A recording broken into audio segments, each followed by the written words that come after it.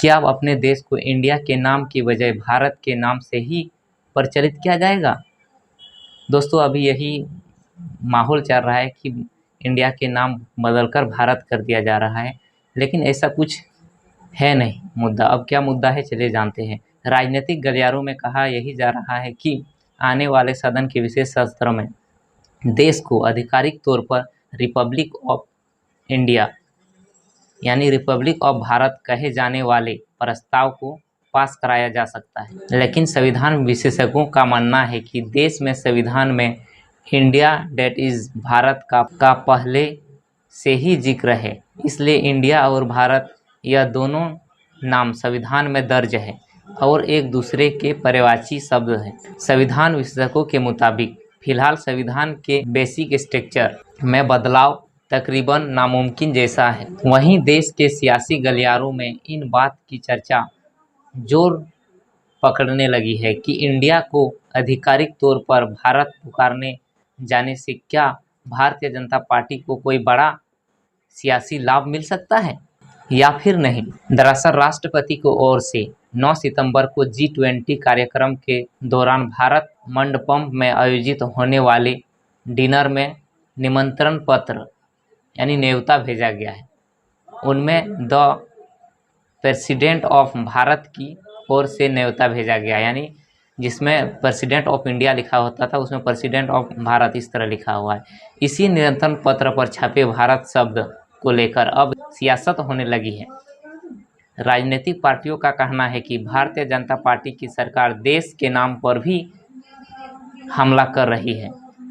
कांग्रेस के नेता जयराम रमेश ने कहा, जब संविधान के अनुच्छेद 1 में कहा गया है कि भारत जो कि इंडिया था वह राज्यों का संघ है, तो उसके इंडिया शब्द को क्यों हटाया जा रहा है। हालांकि कांग्रेस नेता शशि थरूर कहते हैं कि जब संविधान में इंडिया और भारत दोनों का जिक्र है तो इनमें संवैधानिक तौर पर कोई आपत्ति नहीं होनी चाहिए।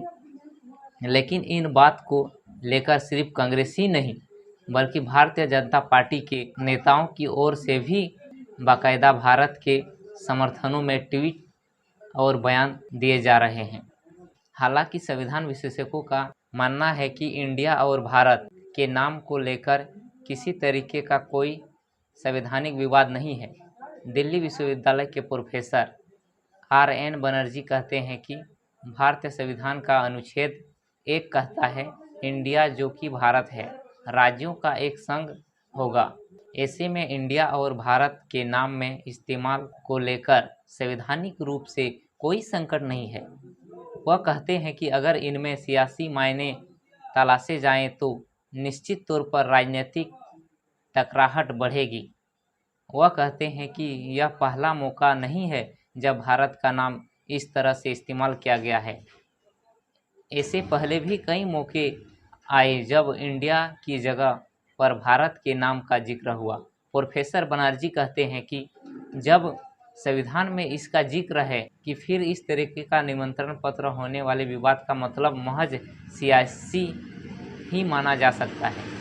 सुप्रीम कोर्ट के वरिष्ठ अधिवक्ता सुमित वर्मा कहते हैं कि भारत और इंडिया एक दूसरे के पर्यायवाची ही है, इसलिए यह कहना कि इंडिया के जगह भारत का नाम इस्तेमाल किया गया है वह किसी बहुत बड़े फरेब दल के संकेत है। ऐसे कानूनी रूप में संभव नहीं नजर आ रहे हैं और सियासी रूप में भी इनकी संभावना ना के तौर पर दिख रही है।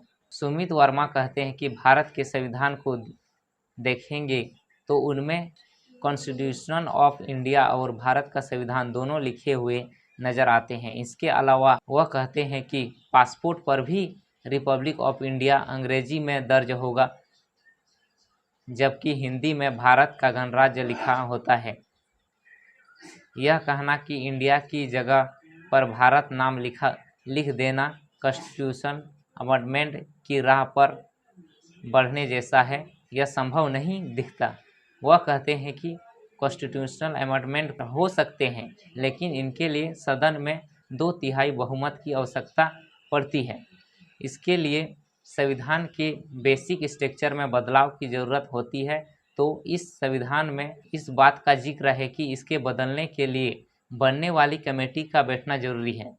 संविधान बनाने वाली कमेटी में तो बाबा साहब अम्बेडकर जैसे तमाम लोग शामिल थे, तो ऐसे में संभावना भी तकरीबन खारिज हो जाती है।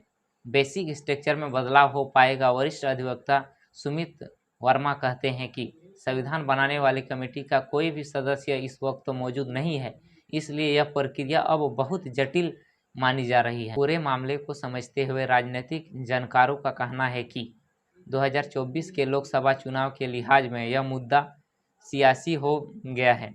राजनीतिक विशेषज्ञ सदानंद पाठक कहते हैं कि विपक्षी दल इनको अपने गठबंधन में रखे गए नए नाम इंडिया के साथ जोड़कर देख रहे हैं।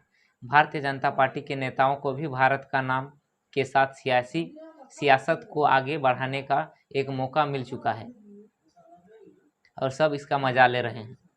पाठक कहते हैं कि संवैधानिक रूप में इंडिया और भारत के नाम पर बदलाव की प्रक्रिया पर कानूनी दांव पेच फंस सकते हैं, लेकिन सियासत के लिहाज से इंडिया और भारत के नाम दोनों दलों को राजनीतिक करने का भरपूर मौका मिल गया है और इसी का सब आनंद ले रहे हैं।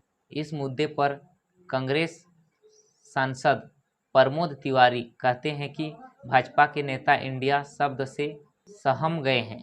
क्या वे इस हद तक चले जाएंगे कि संविधान बदल देंगे? यह कहने कि संविधान में लिखा है इंडिया दैट इज भारत, इसलिए इसको बदलना भारतीय जनता पार्टी का सीधे तौर पर गठबंधन से डरने जैसा ही है।